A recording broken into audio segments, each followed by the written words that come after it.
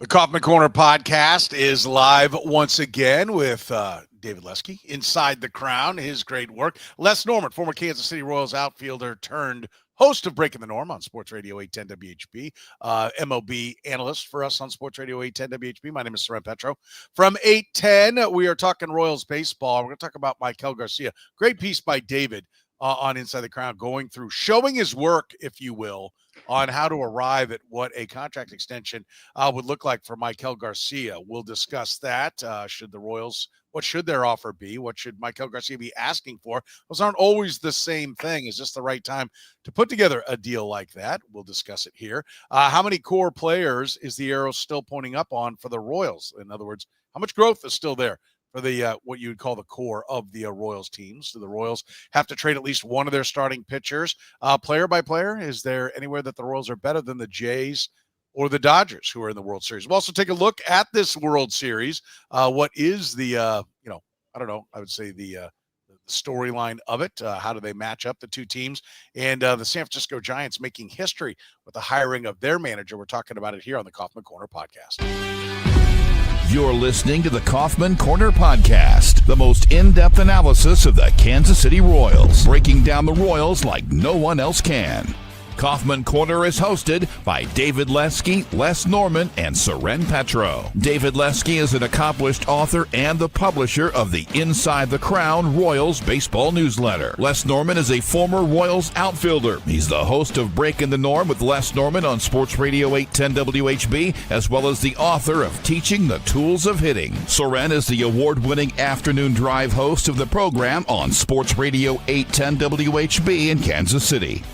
Kaufman Corner is proudly brought to you by Gann Asphalt and Concrete, Kansas City's nationally recognized full-service paving and pavement maintenance contractor, making parking lot problems disappear in Kansas City since 1994. Free consultations, no commissions, in-house crews, and every project comes with a written warranty. Find them online at GannAsphalt.com or call 816-484-3338. Gann Asphalt and Concrete, one contractor, all things parking lot.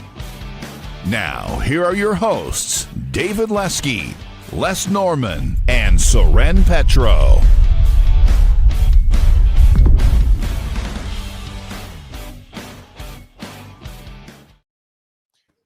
Thank you very much, Curtis. We do appreciate it. Off and running here on a Thursday morning. If you're catching us via the podcast, remember you can be a part of the conversation, as a number of folks already are in the chat room. We stream live Thursdays at 8:30 a.m. If you want to be a part of the discussion, come on down. Come on in. The water's fine. It's nice and warm. You'll like it. Let's talk Maikel Garcia here. David, you did a deep dive, and I would like you to recite all 24,000 words that you wrote on Maikel Garcia. No, we'll fast forward. It is really, really in depth, and I encourage people to go read it because you do a great job of showing, okay, here's what they'll match it against, here are the players to look at and everything. But at the end of the day, what are we talking about for what a deal would look like for Maikel Garcia, or maybe the options of what you think the numbers look like if the Royals do indeed want to lock up Maikel Garcia? Yeah, and they do have options. The first thing that I always look at, how many years does he have left of arbitration? Because they obviously can do a deal that just guarantees arbitration years. They did 3 years with Cole Reagans, which he still has one more arbitration year after that. But and they did that before too. Eric Hosmer did that. I think Moustakas may have done a 2-year deal that just allowed out a couple arbitration years. But generally, when you're doing an extension, you want to get more than that because you already have those years under control. And so really you're looking, he has 4 years of arbitration because he's a Super 2 player this year. So what do you 5 years, 6 years, 7 years? I don't think you want to go more than that with Maikel Garcia, given that he's had one really good year. I mean, let's not get too carried away. And so you start to look at how much, and how many years make sense. And he's, what is he, 20? He's 20. He'll be 26 next season. So 5 years buys out 26, 27, 28, 29, 30. 6 years, 31. 7 years, 32. Teams don't like to give 33 plus generally when they don't have to. And they don't have to in this case. And also 8 years is a lot for any player. There's not a ton of 8+ year contracts out there. So So I ended up looking at a handful of players. So I started with players who went through arbitration, and some of them signed deals, but generally looked at their numbers, and it was 10 guys: Willie Adames, Luis Arraez, Bo Bichette, Matt Chapman, Carlos Correa, J.P. Crawford, Ryan McMahon, Gleyber Torres, Trey Turner, and Gio Urshela. Which some of them seem a little bit weird. Correa is probably on the too good spectrum. Urshela is probably on the not good enough spectrum, but it kind of averages out. I wanted to get 10 guys ultimately, and just kind of looked at what their averages were that they got through the 4 years of arbitration. Ended up at about 36 million. Then I started looking at extensions for third baseman: Devers, Riley, McMahon, Suarez, Brian Hayes.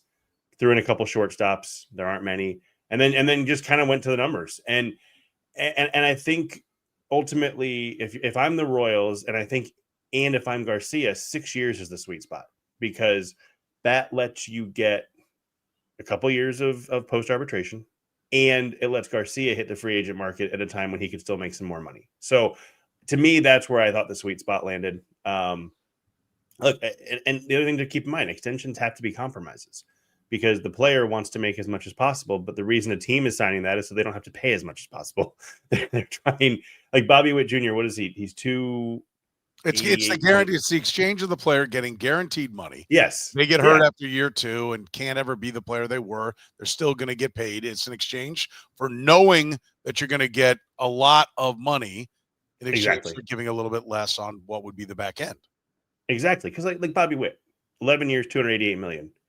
If he's on the free agent market today, or when he signed the deal before last season, what is he going to get? If he gets 11 years, it's $500 million. It's 550. I don't know. I don't know what the number is, but I guess it was before his MVP caliber season. So maybe it's 400 million, but still the Royals got a bargain. There's got to be a compromise there in some ways. And so I think it's an interesting time for Maikel Garcia, because you wait a year and the number could double, or it could have. I don't think you wait a year and it's going to be the same option that you have this season. Right. Like, I don't think you just cut off a year of the deal and $4 million in arbitration money and say, okay, we're good. 5 years is the same money. No, this is a moving target. I don't know that if he has another year like he had in 2025, I ended up at 6 years and 77 million before an option. I think if he has another year like 25, that becomes 6 years and 150 million. 6 years and 150 million. If he has another year, what would it be right now? 6 and 77. Okay. So and so Les, here's what I'm intrigued by. How confident are you as to what Maikel Garcia is? In other words, the Royals did a great job. David mentioned the Bobby Witt Jr. contract. Bobby Witt Jr. had a rookie year where he batted 254, 294, 428. It was a 722 OPS. It's a fine season for a 22-year-old first-year player, but you're like, on base, is he going to get on base? Is the average going to be where it is? Defensively, he struggled according to the metrics. They also kind of bounced him around from spot to spot. And the Royals did not. There were contract discussions, but nothing got done. Then he has his 23 season, which is a very good one, but not like David said. The OPS goes up from 722 to 813. 276, 319, 495 slug. He hits 30 home runs. He steals 49 bases. All the athletic tools are there. He plays a really good shortstop. You've got an athlete. He's a shortstop. That's when they offered the deal, right? And then he has the MVP year. Had he had that MVP year, the numbers. In fact, if he'd had the MVP year, I don't know that he signs a deal. So that's where we talk about this. Maikel Garcia is a very different player in the sense that he's had multiple seasons in the big leagues. His OPS in a cup, I'm not even going to give the 23 plate appearance year, but 681, 614, and then last year he has an 800 OPS and puts it all together. He's further into his career, but it looks like you feel like you think you know what he is. What is he? Is there still ceiling there? Is that the career year and you expect a regression? What would you say if JJ Picollo said, Les, what do we got? What am I looking at when I put a contract with this guy? And you're talking Maikel Garcia still, right? Yes. Yeah. Okay. So on the player side, I say 1 year, $8 billion. How's that? Would that work? I mean, wouldn't that be great? Okay. So this question. But what do you think? What is he going to be? Like, what do you think this player is to establish what the Royals should view his value at? Yeah, it's a great question. First of all, I'm going to focus on his defense. I feel like offensively, he's never going to be the guy that's going to hit a ton of home runs. It's just not his build. And if he were to gain weight and put on muscle, I feel like it would hinder his swing from watching him and the way he worked to get his timing down, and the way he drives through the ball, and the way he turns on inside fastballs, or the way he can go the other way. So I think his upside is a Luis Arraez type, where he's just going to be a good hitter. I think that power-wise, we've seen what we're going to get from him. Average-wise, I think that he has a much higher ceiling. I think he's a potential 320 guy. I think he could win a batting title just by the way he has his approaches at the plate. Now, on the other side of that, he's still young enough where we haven't seen big slumps from him. I worry that he wouldn't it be great if no big league player, especially one of the favorite players that you have on your team, never gets hurt? Wouldn't that be awesome? Wouldn't that be a guarantee? But like you said, a couple of years in, he could be 28 years old and then all of a sudden have an injury. And you make a great point, Soren. There's a chance he could never be that player again. Now, we don't want to wish that or put that out there. It's just the nature of the game. People get hurt, players get hurt, and especially when you play infield. So his upside is the potential for a very high batting average, and he has played incredible defense. And I don't see how that's necessarily going to slow down. I mean, his arm is great, the little things he does, the great plays he makes. So, yeah, I think his upside is huge. I was thinking along the lines of David. David, I did not cheat off of you, but one of my numbers came in about 5 years, 80 million was kind of around. And again, former player, my number is always going to be high. I wanted to say 5 years, 100 million, but that's not realistic. I understand that. And I know it's the Royals go here, he goes here, then the Royals go here, and he goes. We get the whole negotiating side of things. But I think there's a huge upside with him. Maikel Garcia is not a guy that I would let it away. If they're able to afford it. I mean, they can't go too high, but I feel like they need to do everything they can to sign this guy, because he can fluctuate at different spots in the order. Great defense, high upside average. I just think he could be kind of that one of those core guys around Bobby Witt Jr. that could help this team win. David, I would ask the question, like, how much of his value is his athleticism? To Les's point, doesn't want him bulking up.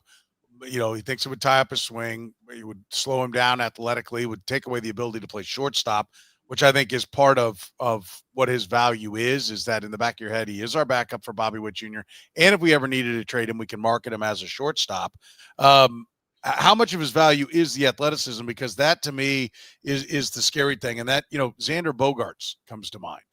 Yeah. Like if you're signing a guy based upon his athleticism, it needs to be elite and it needs to hold up the way, say, like, Johnny Damon's held up for quite a while, but a Jacoby Ellsbury's fell off a cliff, right? And maybe that's an accumulation of injuries. And maybe is the point that let somebody else give this money to a guy where so much of what he does is athleticism, right? Like maybe that's the moral of the story. To Les's point is there isn't really a lot of upside. Like that's where I kind of arrive. Like this is kind of the upside. I don't know that there's a whole lot more. Could be totally wrong. We're talking about a guy who had 0 home runs 1 year in the minor leagues that now hits 16 in the big leagues. So we know he's progressed a long way.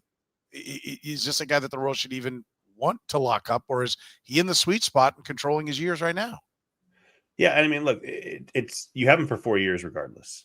So if you don't sign him, you're not saying, oh, well, we're done with Maikel Garcia. No, you still have him through age 29, which Xander Bogaerts is an interesting name. Because if you look at the age, look at his offensive numbers. He was never the defender that Garcia was. Although Garcia is playing third base, slightly down the defensive spectrum. So maybe if Bogaerts was playing third, he might have looked better too. But by weighted runs created plus, 26 to 30, 141, 129, 129, 133, 119. So if you do, it's not 1 for 1. So I understand that, but that's kind of why I don't want to go past 31 with a guy like Garcia, because I do think there's a lot of athleticism tied up. But at the same time, third base is not. Yes, athleticism plays there, and it's huge. His ability to come in on ground balls, his ability to go right, left, back, all that. It's athleticism driven.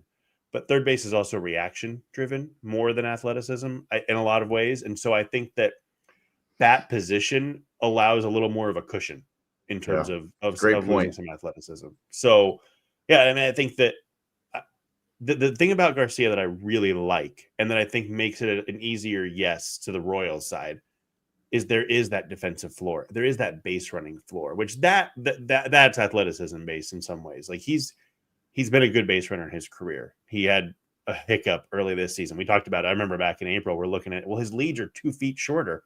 They got back longer. He realized, I can't steal a base at a 9-foot lead. I've got to get back to 11 feet. And he started stealing bases again. So that could fall off. But the floor for Garcia, I think, allows a little bit of certainty because even in 2024, he was terrible in 2024. He had 1.2. He was 1.2 wins above replacement because of his defense, which wasn't as good as it was this past season. But he still offers value, and it's hard to say. Okay, but he's a great defender. We're paying him $20 million in 2030 or whatever. That's a tough pill to swallow. But you got to look at the overall numbers, and I think teams do. That's why I think the athleticism isn't as big of a deal, but there is a risk that he falls off, and that's why I wouldn't go into his mid-30s. Like Bobby Witt Jr., I if he wants to sign until he's 40, great, do it. Yes, he's athleticism, but he's more. I wouldn't go past 32 with Garcia. Yeah. I think, Les, and my point about laying out the Bobby Witt Jr. and what they did, I think J.J. Piccolo does follow one thing. I think he's very different from Dayton Moore, but one of the things he does seem to follow, I remember asking Dayton Moore when he first came to town about signing guys to extensions, right? The Rays were in the middle of, when he got here, Evan Longoria had just been locked up, and that seemed to be the new way. That we were coming off the Guardians having signed all their young players when they all first came up in the 90s.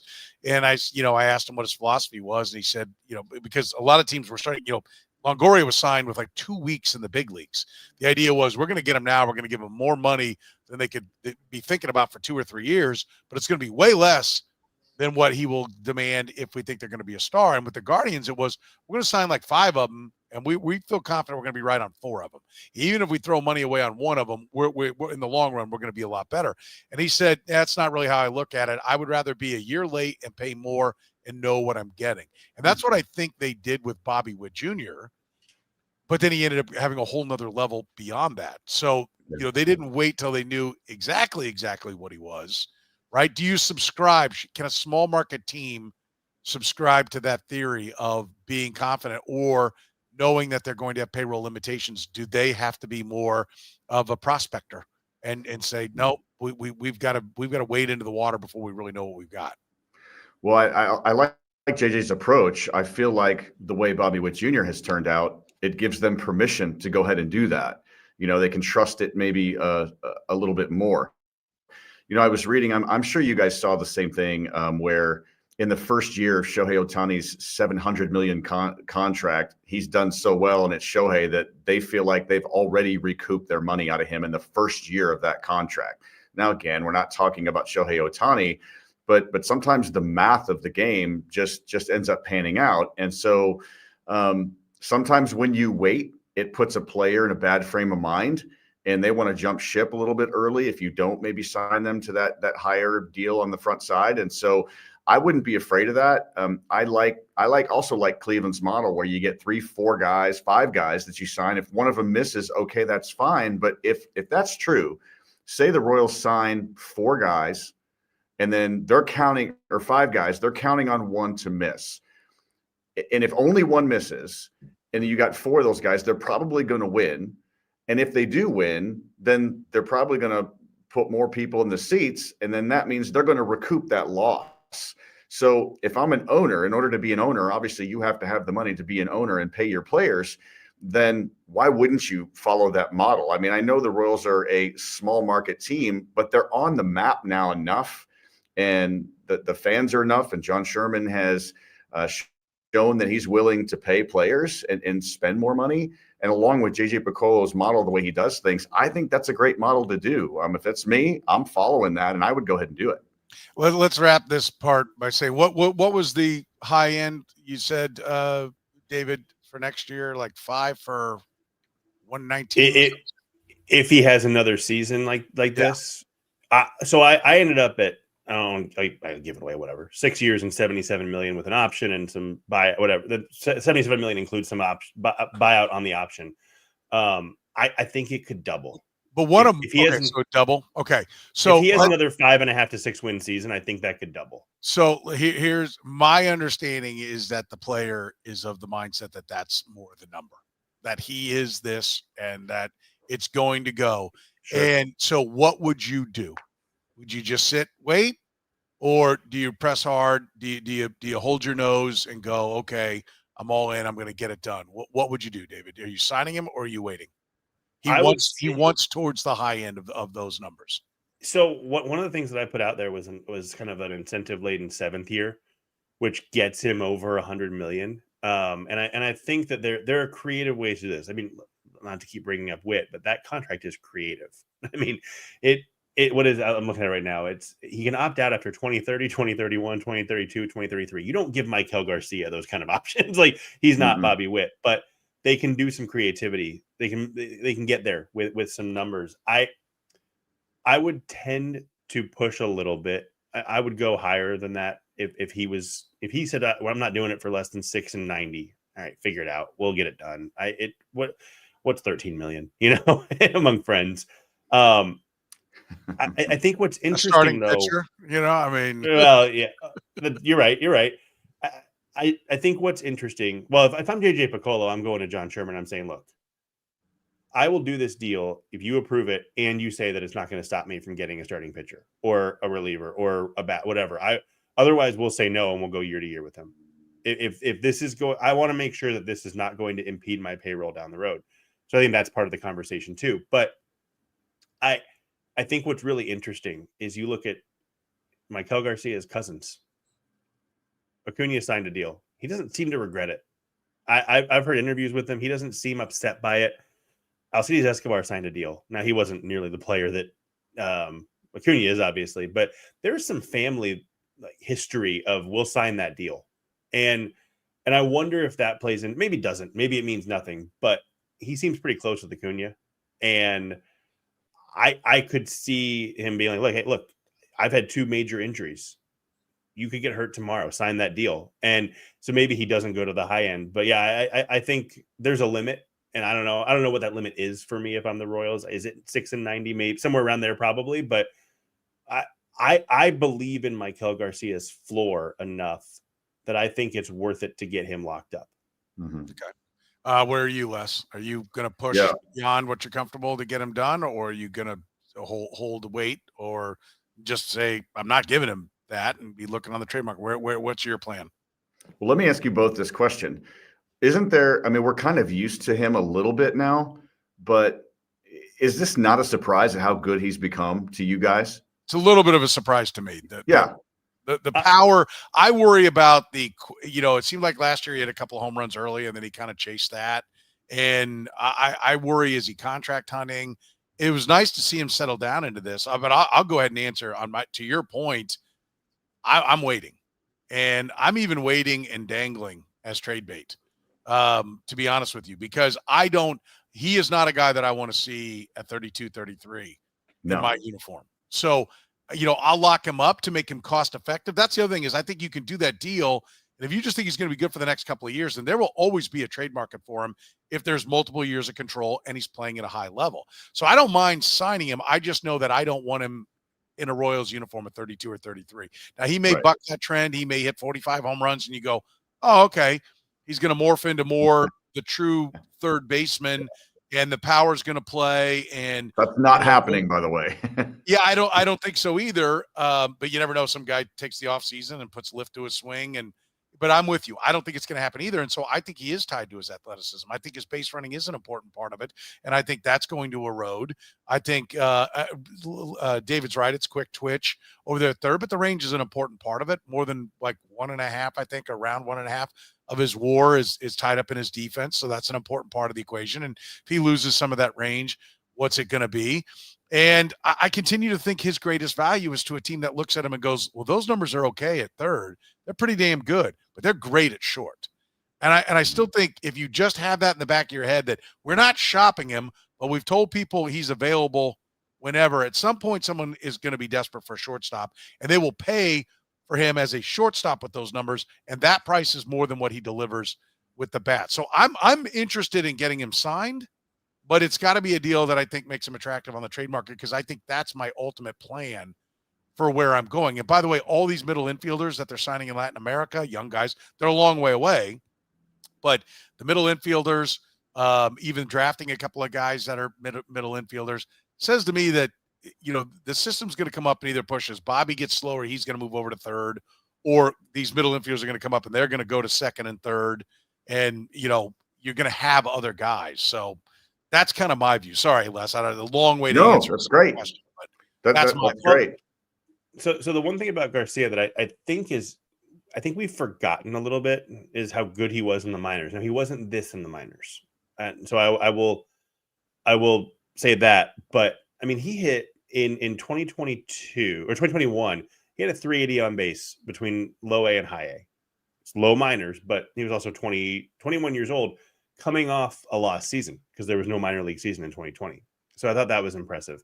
And then in 22, he ended up making his debut. But I mean, he hit 274, 341, 463 in Omaha at 22 years old. Small sample. Omaha is we can talk about those numbers with some of the guys who have come up this season in the past couple of years, but that was impressive too. So I think that there is a little bit more of a track record than people realize. He's just a young player. He's an inexperienced player, I should say. He's young too, but he's inexperienced. And the more you look, when you start to look at 2021, 2022, 2023, and 2025, 24 is the aberration offensively. He's always been a guy who gets on base, hits for a decent average or more. He's been that guy, and he's shown the ability to have some power. So I'm a little bit surprised that it happened the way it did, but I'm not as surprised as maybe some others because he's shown it in the minors. All right. Les? So I'll give a shorter answer now so we move this along. I had that 80 million in mind because I also think that by the time you get to 2030, I feel like that number for me when I did the math was it's still enough if he still does well where he's tradable at that number. I'm probably not interested unless some crazy thing happens like past 2030, most likely. I mean, that obviously can change. We've got 5 years before we figure that out. But for me, that was the sweet spot where I don't want him later on. I know, Soren, you want to dangle. I'd sign it now without the worry of having to lock him down if something happens. I think that number's not too expensive for bigger market teams that might be interested. And if I were sitting in JJ's shoes and I heard you guys, I'd be like, okay, let's push beyond what my comfort is. Let's see if we can get it done because he's still going to be tradable because two guys I trust are on the sign him bandwagon. So I think, and that's what will go on with the Royals is there'll be that kind of conversation as to, okay, what do we do here? What kind of move do we make? All right. Want to get into who the arrow is still pointing up for on this Royals team. We'll do it right after you hear from our friends at Whataburger. Your favorites are back, Kansas City, now for a limited time at all your Kansas City Whataburger locations. The Bacon Wrangler Double, 2 large beef patties, American Monterey Jack cheese, bacon, fried onion strings, pickles, and chipotle aioli sauce. Or how about the sweet and spicy bacon burger? 2 large beef patties, American and Monterey Jack cheese, bacon, grilled onions, and topped with sweet and spicy pepper sauce. Or grab the patty melt or even the honey barbecue chicken strip sandwich. They're all perfect with the Whataburger Dr. Pepper Blackberry Shake. Remember, Whataburger is open 24 hours a day with breakfast served from 11 p.m. to 11 a.m. And don't forget, you can get all your Whataburger favorites and more by downloading the Whataburger app with the QR code. Whataburger, proud sponsor of the Kaufman Corner podcast. Green Light Dispensary, voted Kansas City's best dispensary and your go-to for quick, convenient service. With 4 locations across the Kansas City area, we're never far away. Our drive-through and express windows make it easy to get in, get out, and get on with your day. Our award-winning service is powered by a team of experts dedicated to making your experience seamless and enjoyable. It's no wonder we've been voted the best. Convenient locations, fast service, knowledgeable staff. That's the Green Light difference. Visit us today. This episode of Kaufman Corner is brought to you by Frontier Justice, where freedom is a lifestyle grounded in safety, responsibility, and respect. With locations in Lee's Summit, Missouri, Kansas City, Kansas, and Jenks, Oklahoma, Frontier Justice offers firearms retail, a premier indoor shooting range, and training all under one roof. Whether you're new to shooting or a seasoned pro, You'll find expert staff, top-tier gear, and a strong sense of community. Faith, family, freedom. That's what Frontier Justice stands for. Visit frontier-justice.com to learn more. Core players. Let's talk about it. Bobby Wood Jr., Vinny Pasquantino, Maikel Garcia, Salvador Perez. I'll throw in Carter Jensen, Jack Caglione for the Miners. Kyle Isbell maybe is in there. I don't really see Jonathan India, Michael Massey as the core guys as of yet. The pitchers, we'd be talking about the starting rotation: Reagans, Bubich, Lugo, Waka, Cameron, Bergert. I would put into that mix. I don't know that I'm ready to put Kolek in there yet. But then Ursack and Estevez amongst the relievers. Out of that's the core of the team. How many of those guys, David, is the arrow pointing up on? Oh, well, I think Witt still hasn't. I don't know if he's another level, but he can be better than he was in 2025, which doesn't. Again, I've said this so many times. This is not criticism of his year. He's just that good that there is another level than what he did. So yeah, I think Witt, Vinny to maybe a slight up because I think he can do better with the walk rate, and that can boost his average a little bit. I think Jensen is clearly arrow pointing up. I think Caglione, it can only go up from where he was. That's interesting. That's an interesting one. Are we sure about that? Are we? Can he hit better than one something? Yes, but is the arrow pointing up? Is it possible that Jack Caglione, because we talk about the Guardians approach, Les, is it possible that Jack Caglione is a guy that I need to see a lot more because the swing and miss is the strike zone judgment just isn't good enough. I mean, yes, he can be better than this, but can he be a positive? He was a negative. Let's be clear for this team. Yeah, I think that to me is still scary. Are you convinced, Les, that swing definitely is going to be an everyday player, or do you think he may be just thrown into some platoon at some point? Yeah, I think he's going to be an everyday player. I mean, I just think he was just so young. Now, when I say the word immature, I don't mean as a person. I don't mean, it just as a hitter. He wasn't mature. There was still a lot of things to learn yet. And some guys come up and really struggle and then take time. And some guys, like Maikel Garcia, he had an issue with hitting. He made one adjustment, and look what we just talked about for a half hour, just that one subject of Maikel Garcia. So, yeah, I think he does have a huge upside. I do like David's comment, though, that, I mean, it can't go anywhere else. So, but, yeah, I think he's going to be fine. I think we're going to see that improvement next year. He's not going to hit 170. Is it possible? Sure, it's possible. But I think he has too much athleticism, and he's too coachable that he'll get to a point. He's got that personality that he's going to listen. He's got the discipline and the work ethic that he's going to get after it. And so, yeah, I think he's part of the core. I don't think he's the central maybe yet. He's got to prove something first, but I think he'll be fine. Okay. So Jack, arrow up from both of you guys. Keep going, David. You were going down through the list. Oh yeah. I wouldn't put Isbell in the core, but I also don't think his arrow is up. I think he is what he is, which is fine. He's a perfectly acceptable player. We didn't talk about Nick Loft. No, I'm just kidding. Listen.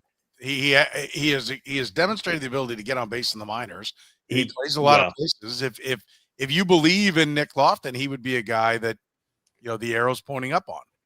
I don't, so I don't think so. In the rotation, I think Cole Reagan's the arrow points up for health only. If he's healthy, he's better. I think that one he's plateaued. He has to have plateaued. I don't. Well, I guess 18 for 9. Like, what are you basing it on? His 2025 season, or I think that he throws. Listen, the history of guys who throw as hard as he does is that they get hurt, and so I think the injury is always going to be looming out there. And I don't think he can strike out any more batters than he is right now. I mean. That's fair. I think you can. I think the arrow is up in the sense of he threw 61 innings last year. Even if you're Tyler Glass now, what is he throwing? 125 a year. I think that there is some. Even if you're not getting the 180 innings that he gave you in 2024, Tyler Glass now has been 120, 134. He was 90 this year. I think that there's just more of Cole Reagan's, even if there are injuries. I don't think it's like a hard straight up. but I do think that there's more just because he can be on the mound more. I don't see an arrow pointing up for anybody else on the team. I just don't, because just real quick, like Ursak's 30. He's not. I don't think he's going to get better. Waka, Lugo, they're not going to get better. Bubic, Cameron. I think at the end of the day, when we look back at Noah Cameron's career in 2045, hopefully it's that long, we're going to go, wow, his best season was his rookie year. I think that's where it is. It's not to say it's not a negative. He can still be a good pitcher, but I don't think the arrow is pointing up on him. He's the only one who I think you can make an argument for, because he was a rookie. How about you, Les? Who are the guys that still have ceiling on the team that just by being on the team are going to make the club better? Yeah, the same guys. I mean, you're asking David the questions first, and you're nailing it. So that's just an easy answer for me. Flip it. Go Les first. I forget I said anything. No, it's all right. I mean, and all the guys you mentioned, like Bubic for me is the same thing that you said about Cole Reagans. I mean, if he gets to the point where he's healthy, then yes, he has that. That's the up arrow. I think that if Bubic does get healthy, that arrow could really start to go up, because I think we're just scratching the surface of how good he can really be. I'm just not convinced. I don't think really anybody's convinced yet, and I feel bad for the kid, because he could be an incredible asset.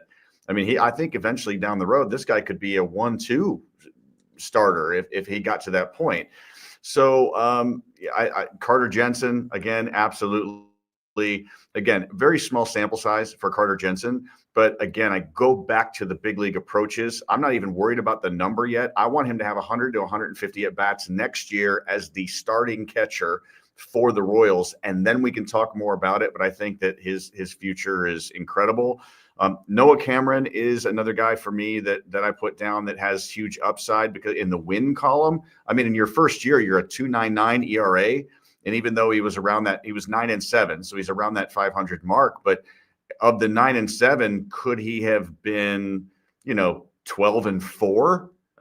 Possibly, because of run support. And so, and when we get to it, he's my guy that I probably would trade right now, because he's young and he's that good. But again, next topic. So almost everything the same. I agree. Kyle Isbell, my center fielder, the outfield guy, he is what he is, and that's okay for the Royals. In 2 to 3 to see a big time center fielder out there at Kauffman Stadium. So yeah, other than that, it's pretty much the same. Yeah, I think David did a nice job on where the arrow is. I think, surprisingly, I do believe the arrow still points up on Bobby Witt Jr., because I think there's more power coming. And as he matures and as he learns the league and has more experience, and home runs are better than doubles. I mean, the Royals can talk all they want about, he needs home runs are better. Like, everybody on base comes home. And I think that will be there. I think Vinny is what Vinny is. I think Vinny's a finished product. I think potentially it's going up on Maikel. Jensen, we know. Caglione, I'm real nervous about. Like the swing and miss. Like I'm, and trust me, look, traded for him in my fantasy league. I mean, I'm trying. I'm willing it to happen, but I am a little bit nervous on that. But I think it's interesting what you said, Les, about Bubic, and with only 1 year left, like, I think what you got to decide with your people is, do pitchers all get hurt, and are we better at giving them weapons, but we understand that we're trading weapons for more injuries? And because, have they unlocked more velocity with Noah Cameron, but that just means Noah Cameron is going to be hurt. Like, I think they specifically targeted Waka and Lugo because they're not flamethrowers, because they felt like these are guys that can give us lots of innings. We'll go make the guys that come up with some nasty pitches, but we also know they're going to be the guys that are always hurt, and so, I think it'll be real interesting how they go about this offseason, because I do think they need to trade a starting pitcher. If you were going to trade one less, first of all, do you agree that they need to move a starting pitcher? Yes. And if so, who are you trying to move? It's Noah Cameron. For me, it's absolutely Noah Cameron. I love the guy. I'm sorry for everybody that loves the local kid. I do too. It's a great story, but that's the reason why I would trade him, because he is so good. I mean, he's deceptive. His curveball's nasty. His low 90s fastball looks like upper 90s because of his motion. Even though the camera angle is always behind Noah Cameron, I try to see motion and how, and I watch hitters, how they react. In that millisecond, there's a lot of really good right-handed hitters that he faced that take swings like they're beaten by a fastball. And then you look at the the miles per hour. You're like, that was only 92. What that guy could turn on a 99 mile an hour fastball. What's going on? Well, it's deception. It's the way he throws, and he gets in their head. And when you throw a curveball that is so big and so good and so well located that you can get in an advanced hitter's head, and then you're able to use the fastball and even miss a little bit up in the zone and get him to chase because they're thinking about what's he going to throw next. There's so much more value in what he does mentally to hitters, not just how good his stuff is.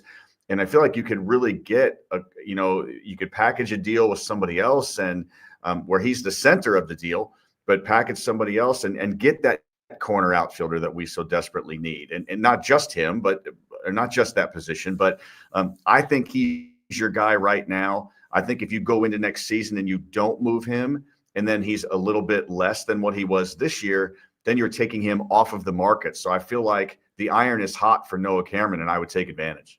Yeah. Who do you, first of all, David, do you think they need to move a starting pitcher? And if so, who?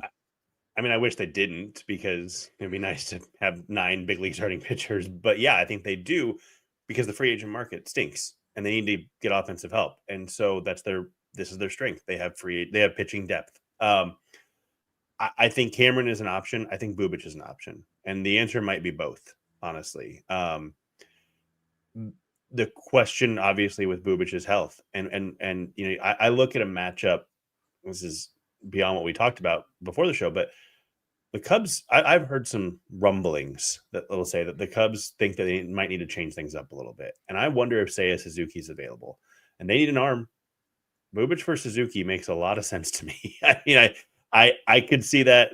Steele is out for a while. I think they might lose somebody, and then Matthew Boyd is Matthew Boyd. They've shown a willingness to take on injuries. Matthew Boyd is not a healthy pitcher. They gave him 2 years. So I think you might be able to get a short-term fix for Bubic that allows the Royals to keep a guy like Cameron, who we talked about, Waka and Lugo. Cameron's in that mold of, okay, we're going to get these guys who are going to give us 120 innings, but we need somebody who's going to give us 175, and maybe that's Cameron. Maybe he's the guy who replaces Waka or Lugo, in that we're going to get innings from him. That said, if the deal's not there for Bubic, I think Cameron's the guy to go, because I think he's the one who has the value. I think that you could look to trade a Ryan Bergert too, but that forearm injury is scary, and a physical is not going to dissuade a team. A physical is not going to make a team feel better. He's got to pitch. Well, doesn't Bubic have to pitch as well? I don't know that that's as big of an issue.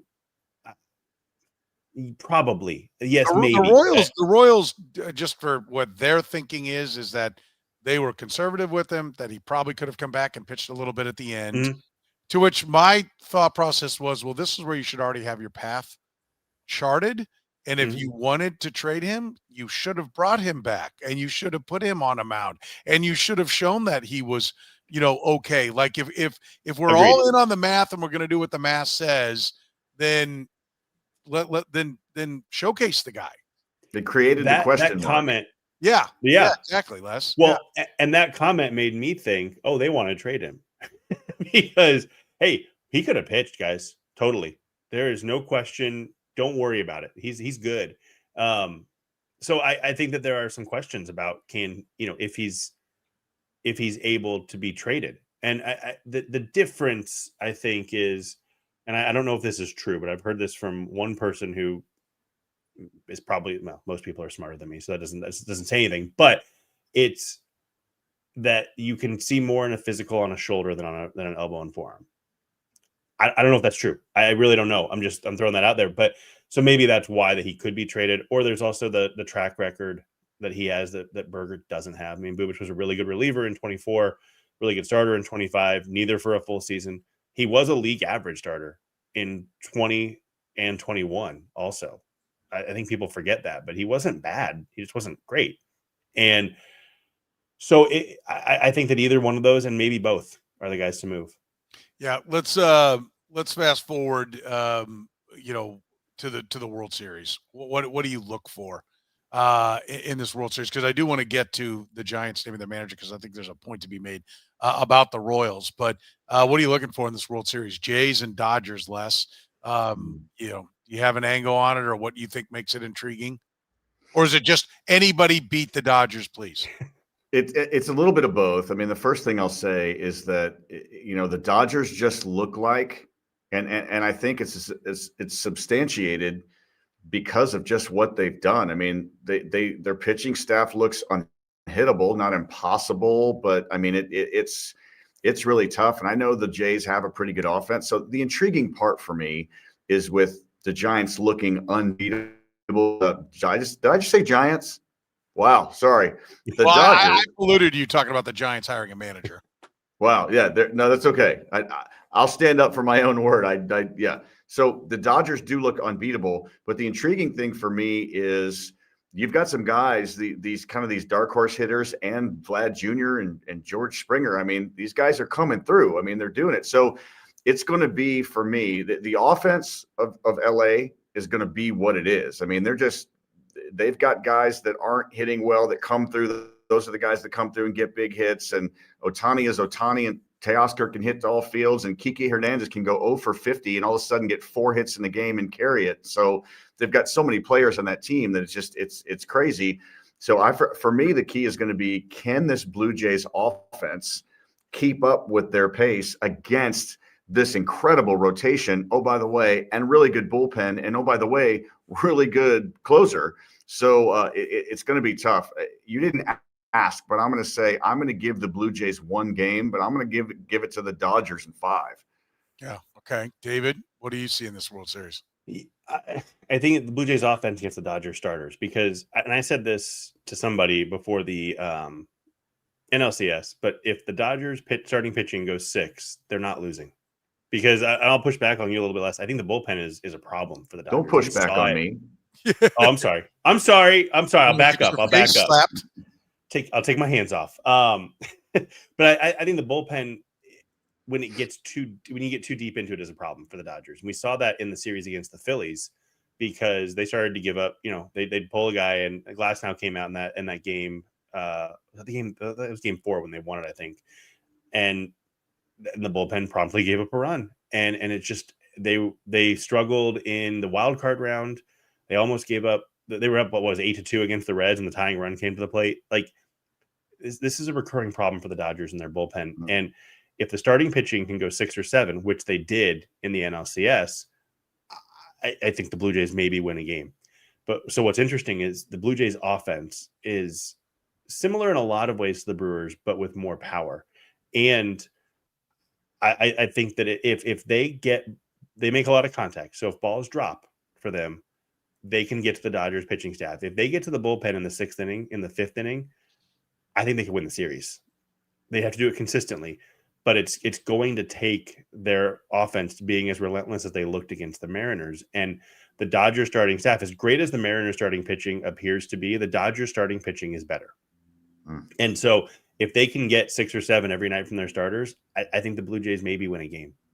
If they can knock those starters out, they might win the series. I think you're right about what the matchup is. It's the Jays hitting against the Dodgers starters, right? And if they can get the starters out, then they get into the softer underbelly.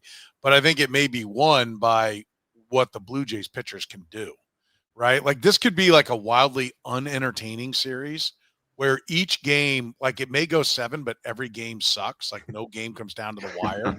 That was the 2014 World Series. Yeah. And I think nobody remembers that way. Yeah, I think this may have that written on it, that none of the games are close, but we may end up going deeper. The Dodgers are more than a 2-1 favorite if you bet them, just under if you take the Blue Jays. So that tells you how much the betting markets feel like the Dodgers are definitively the choice in this.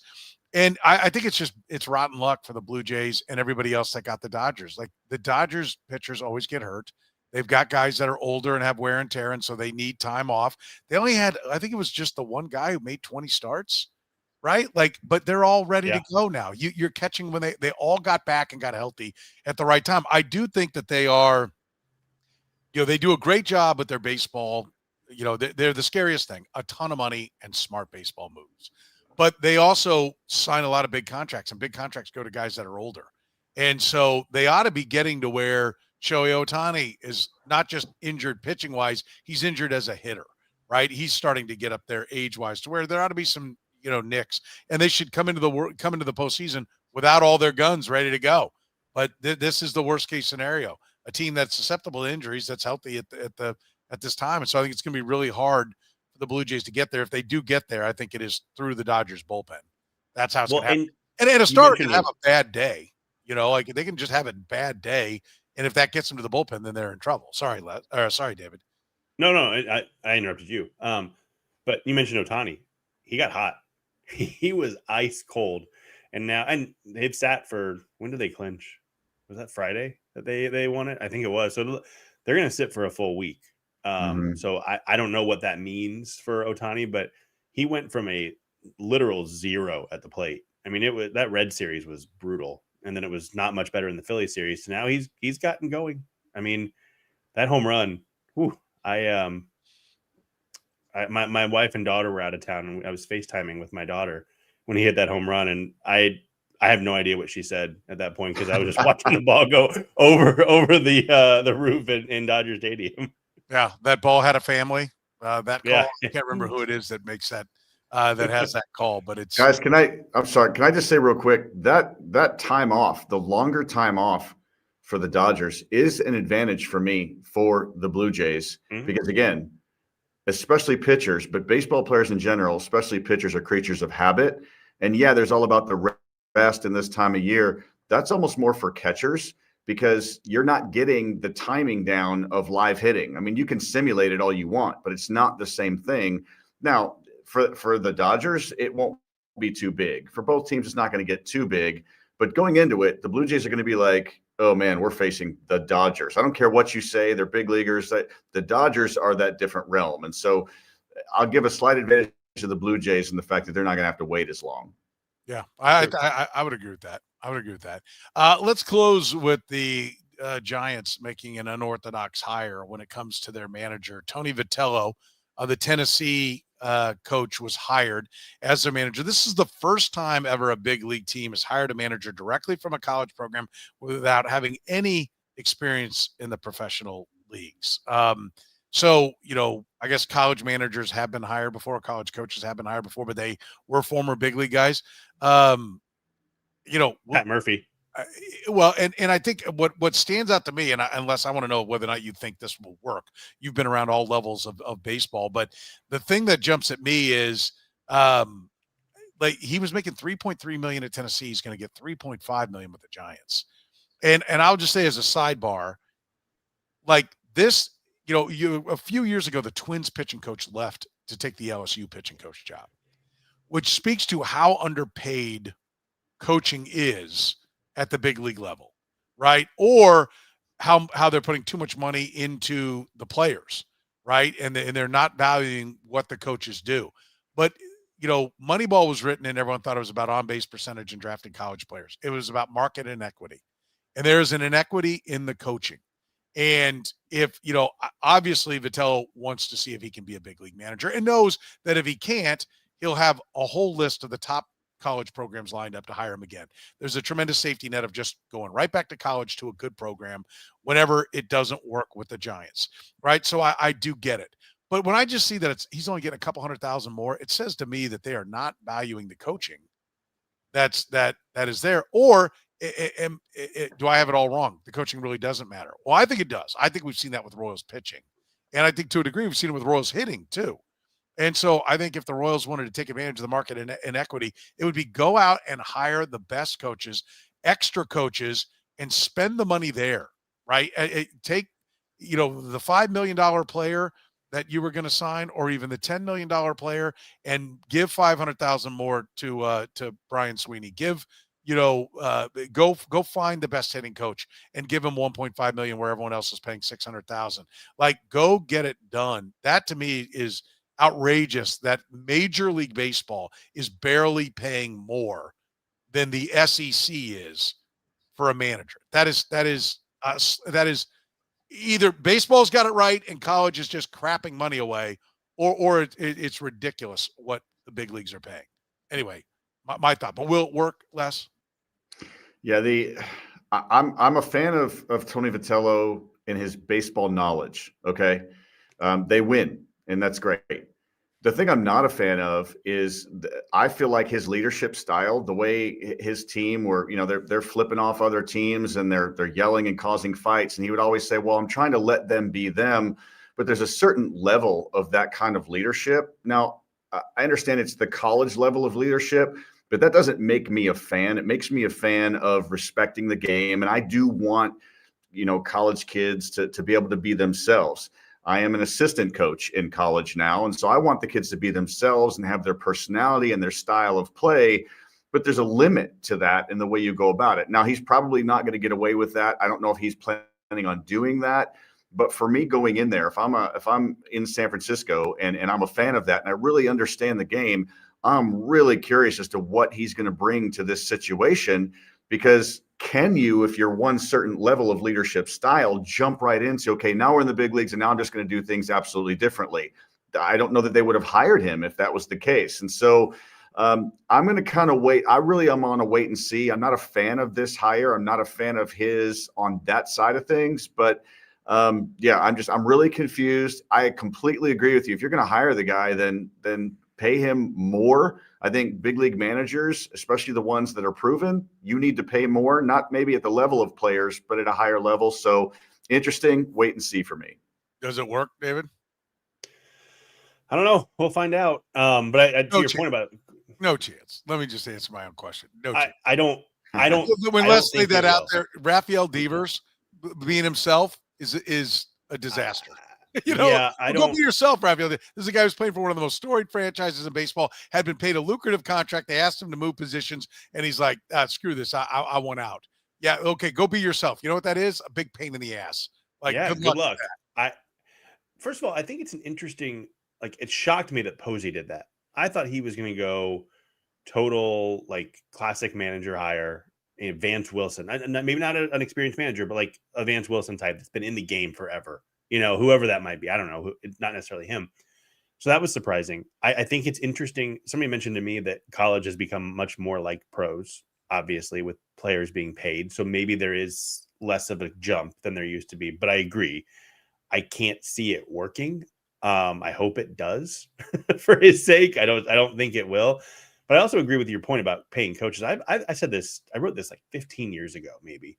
That why don't, and it was me, dumb kid, that I think it actually was right. Why don't teams go out and get the best development staff and pay them all $10 million a year? Because you don't have to pay a player $15 million because you just develop that guy and pay a minimum salary. It just has never made sense to me that they don't put that kind of money in. And look, that's the reason Craig Counsell's managing the Cubs, not the Brewers, because he wanted to advance manager salary. That's why he left. The Cubs gave him the highest salary among managers at $8 million. What is Andy Reid makes? What, 20 million, right? 22, something like that. Yeah.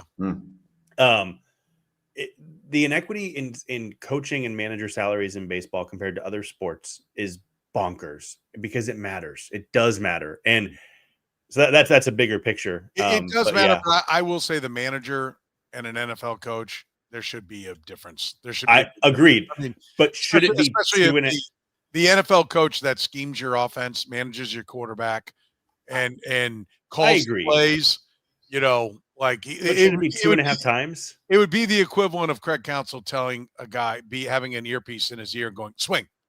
That's true. And that's a lot of why I don't think that. But I think the coaches of baseball, I think some of the coach, the hitting coach and the pitching coach, are more valuable than any position coach in football by far. And you say, okay, offensive and defensive coordinator, yes, there's a little bit of the scheme thing. They should. But I think you can also have multiple hitting coaches that are all part of the process. I just think there should be a really deep staff to really take advantage of it in baseball. From in the minors too, not just throughout the entire organization. But yeah, to answer your question, I don't think it'll work. No, I hope it does. It's interesting. To wrap up the money thing, the billions of dollars they brag about that the industry is generating, and you're being outspent by colleges. I mean, and it's not being outspent by Ohio State football. It's being outspent by a sport that doesn't even give full scholarships to all its players. Mm-hmm. Right? They recognize that, okay, so we can't just go get it. Now, the NIL is probably changing things, and you got to go buy money, and You're managing kids that are making some money, but they're not making the kind of money that the quarterbacks are making. You know, they don't have a kid. I doubt there's a kid driving a Lamborghini, okay, which is the case with the Miami quarterback, right? Like University of Miami quarterback.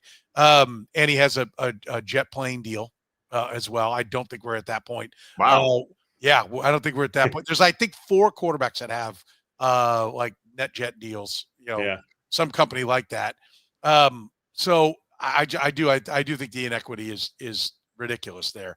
But I don't think I think he hired a yes man. I think that's what Buster Posey did. Because who else was hiring Tony Vitello in the big leagues? No one was talking to him, right? So you had a guy that you could lay out, this is what I want. I want you to do this, this, this, this. And when I say jump how high, I might be totally wrong. I will be happy to admit I am. I know we're about done here, but can we talk about Kurt Suzuki's 1-year deal real quick? Sure. My God, that is the dumbest thing I've ever heard. You give a manager 1 year. I would rather hire Tony Vitello to let Rafael Devers be himself. Like, come on. Kurt Suzuki dangling it already. A manager that's in a walk year. You know, he starts. Come on. What you know? What there is always hope because your team is not the Angels. Oh God, guys, we got a new manager. We really believe in him. We've given him a 1-year deal. we got him a 45-game contract. It will be interesting to say the least. Always interesting and always a great conversation with the guys here on the Kaufman Corner. You can support the Kaufman Corner by supporting our great sponsors like Whataburger. You know they're open 24 hours a day. I love that. You're coming home late, Whataburger's open for you. Don't forget they serve breakfast 11 p to 11 a. I would encourage you to go grab a patty melt. It's my favorite. You can also check out that Bacon Wrangler Double. It's only available for a limited time. It's at Whataburger, proud sponsor of the Kaufman Corner podcast. Our friends at Greenlight Dispensary, 15 locations around Missouri. More on the way. Greenlight, your go-to for all cannabis needs. Tell them you heard it right here on the Kaufman Corner podcast. And, of course, our friends at Frontier Justice. Lee Summit, KCK, Jenks, Oklahoma. They offer firearm retail, premier indoor shooting range, and training all under one roof. To learn more, go to frontier-justice.com. For David Lesky from Inside the Crown, for Les Norman, I'm Soren Petro saying thank you very much for joining us here on the Kaufman Corner podcast.